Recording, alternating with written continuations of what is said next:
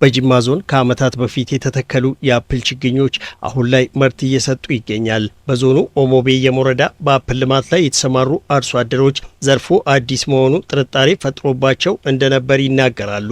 ነገር ግን አሁን ላይ ከአንድ የአፕል ዛፍ የሚለቅሙትን ምርት እስከ 25,000 ብር እየሸጡ መሆኑን ነው የሚናገሩት። እዚሁ ሀገር ውስጥ ነው የምንሸጠው። አንዱን ፍሬ እስከ 20 ብር ነው የምንሸጠው። ስለዚህ በአመት እስከ 35 እስከ 40 ሺህ ብር እናገኛለን። በኩንታል እስከ 7-8 ኩንታል እናገኛለን። ከአንድ ዛፍ 25,000 ብር ይገኛል።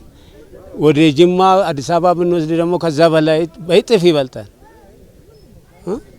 ምርቱ ደግሞ በጣም ዜና ምርት ነው የኛው። የአፕል ልማት ጥበቃና እንክብካቤ ይፈልጋል የሚሉት አርሶ አደሮቹ የባለሙያ ድጋፍ እንደሚደረግላቸውና ከዘርፉ በሚያገኙት ገቢ ኑሯቸውን እየደጎሙ መሆኑን ተናግሯል። አሁን ውጤቱን አይተናል። በጣም ጠቅሞናል እና ባለሙያዎቹም እየደገፉን ስለሆነ ለወደፊት ሰብተን ከአርሶ አደር ጋርም ተባብረን በሰፊው እናመርታለን ብለን በቃ እቅዱን ይዘናል። አፕሊ ሁንዴ ሶዶማ ኦሊ ከነ አስራት አርገሙ ከ30 በላይ የአፕል ዛፎች እዚህ ማሳይ ላይ ይገኛሉ።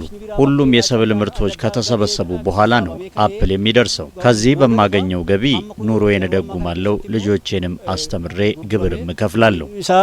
ተጃጅለ ጉዳ ናከነቹ ማቲ ከሰት የጅማ ዞን ግብርና ጽሕፈት ቤት ኃላፊ አቶ ቲጃኒ ተማም ዞኑ ለአፕል ልማት ምቹ ሁኔታ እንዳለው ይናገራሉ።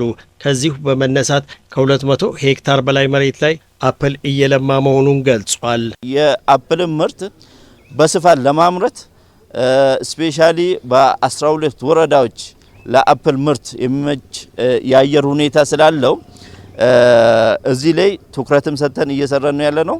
ከዚህ ተነስተን እንግዲህ ስናይ እስካሁን የተተከሉና እየተመረቱ ያሉ አፕሎች ወደ 256 ሄክታር ላይ ምርቱን እስካሁን ተክለን ምርቱንም እየሰበሰብን ነው ያለነው። በዚህ ዓመት ብቻ 125 ሄክታር መሬት ላይ አፕል ለማልማት መታቀዱን የጠቀሱት ኃላፊው ዘርፉ ለወጣቶችም የስራ ዕድል እየፈጠረ መሆኑን ገልጿል።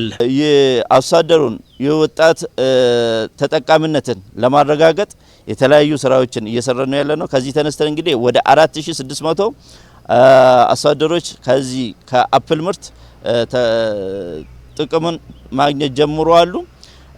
እንዲሁም በሌላ በኩል በችግኝ ጣቢያ በግራፍት በሚደረጉ ስራ ላይ የወጣቶች ተጠቃሚነትን እያረጋገጥን ነው ያለነው። የአፕል ልማት በስፋት ከተሰራ አርሶ አደሮችንም ሆነ ሀገርን ተጠቃሚ የሚያደርግ ነው።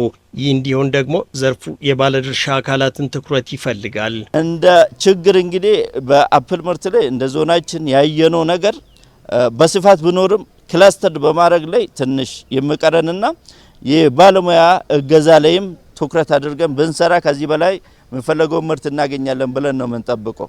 በሌላ በኩል የሁሉም ትኩረት የሁሉም አካል ትኩረት ከሆነ ባለን የአየር ጸባይ ሁኔታ አፕልን ብናመርት እንዳልነው ከውጭ ሀገር ምናስገባው ምርት አቁመን በብዛትና በስፋት አገራችን ውስጥ አምርተን ለሎካል ማርኬትም ለውጭ ገበያም ማቅረብ ስለምንችል እዚህ ላይ ትኩረት አድርገን ብንሰራ ቆንጆ ውጤት እናገኛለን ብለን ነው የምንጠብቀው። በጅማ ዞን በቀጣይ ጊዜያት አፕልን በክላስተር ለማልማት በትኩረት እንደሚሰራ ተመላክቷል።